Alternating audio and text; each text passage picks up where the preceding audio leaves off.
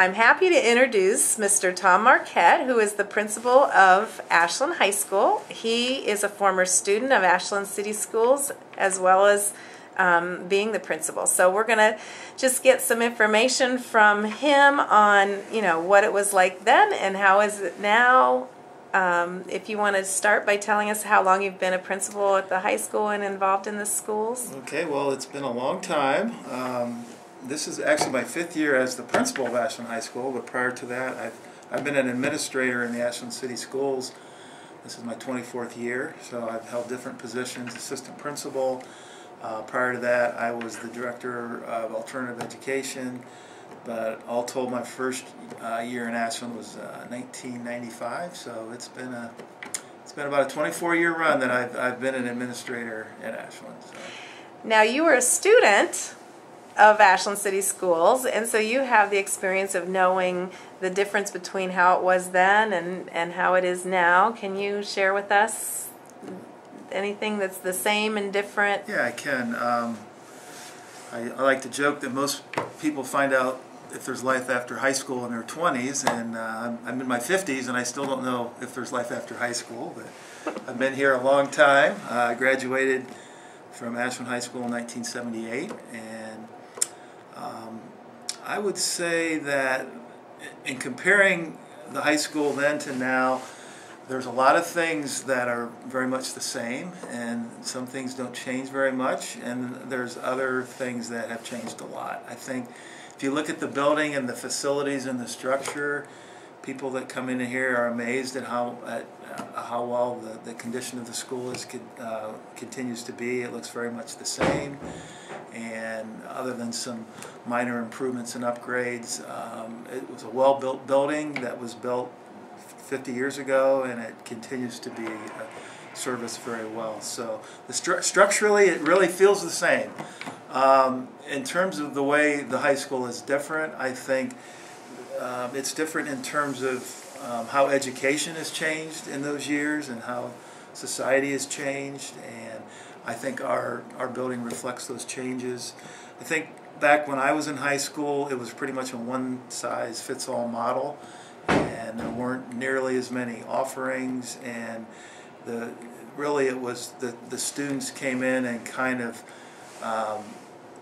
they had to adjust to the type of setting that was here, because it was more of a traditional approach and like I said, more of a one-size-fits-all. I think we've transitioned in education to a time where we're much more individualized, and we have lots of different programming and programs for a wide variety of interests and abilities and skill levels, and I think that individualization is really the big difference. Okay.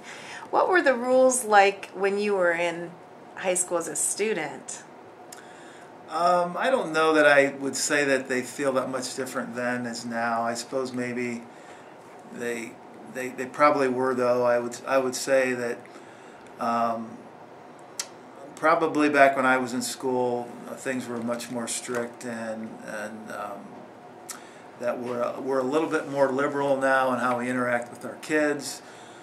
We spend a lot more time, doing things for kids to try to make the environment as inviting as possible, because a lot of the research says in order to be an effective school, you have to connect with your kids on a personal level first, and I think that's more of a philosophy of today that didn't exist in the past. So. What grades are in the high school?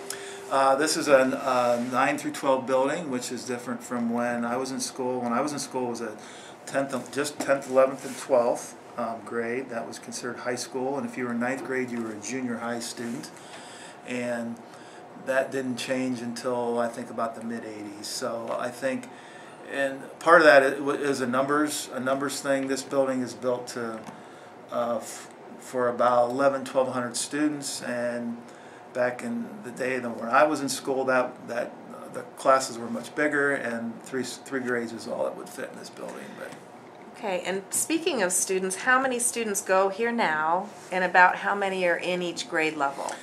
We're at a level now, well, there's about 1,000 students in this building, which equates to about, that equates to about 260 275 students, 280 students in a class. We lose a small percentage of our students to the Career Center in 11th and 12th grade. So those students are still considered Ashland High School students, but they're not currently here. So we're currently graduating classes in the range of 260 to 275 students. So. Okay. Now, how does that compare with how many were in your graduating class? Oh boy, I think the year I graduated, we had about 380 in my class. So that again is a reflection of, you know, how the local population has changed, and it's just a reflection that there's you know, there's some other options that kids have that they can take in terms of coming to public high school. We have a lot of different options, so that's pulled some of those kids away. But in general, I think the population is the biggest factor in that. Okay.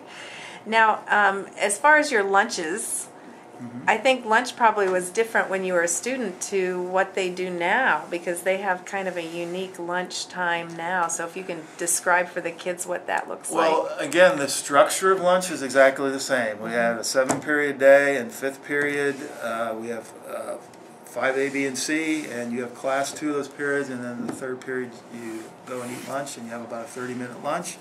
So that part has not changed at all. What's changed is the culture of our lunchroom, and that's something that we've spent a lot of time working on here in the last several years in terms of trying to make our school climate more inviting for our students. We call it our culture of connections, and we spend a lot of time trying to help each individual student connect with their school and feel a part of it. So there's a lot of interaction, and during our lunchtime, a lot of activities, celebrating birthdays, getting kids to know each other through playing games and having contests and video. We have video games and ping pong and foosball, so it probably doesn't look like the traditional high school cafeteria anymore, but it may look a little bit like chaos when you first come in and look at it, but it's done by design and for a reason, and it's that whole philosophy of trying to help our kids feel connected to their school. So. Okay. Now you have the unique perspective of your dad being the principal back when you were a student and now being the principal. Do you have any insights on how things were for him as a principal versus you? Are they about the same, or? That's a great question. I actually sit in the same office that my dad did, who retired some 30 years ago, and I even once in a while when I go through the files I find a paper with his signature on it, which is kind of weird, but no, I would say that again, a lot of things about school were the same, and we deal with some of the same problems, but we also, with contemporary education and all the challenges we have with new standards and technology and teaching strategies and lesson design, there are things that he probably would never have heard of in his day. But the one thing I will say about my father and being the principal is he made it look very easy, and I admire him for the way he did the job. And this position is a very rewarding position. It's also very challenging, and I admire the way he kind of made it look easy at times. So. Well, thank you very much. We appreciate your time. Sure thing.